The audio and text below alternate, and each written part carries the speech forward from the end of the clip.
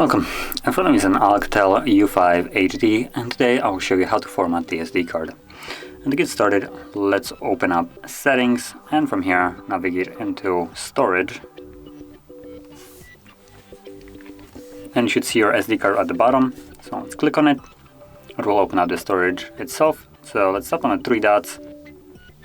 There we go, and go to Storage Settings, where you should find option to Format.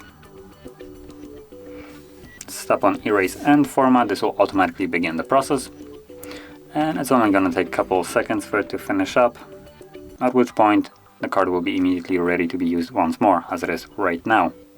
Just click on Done and you're finished. And if you found this very helpful, don't forget to hit like, subscribe, and thanks for watching.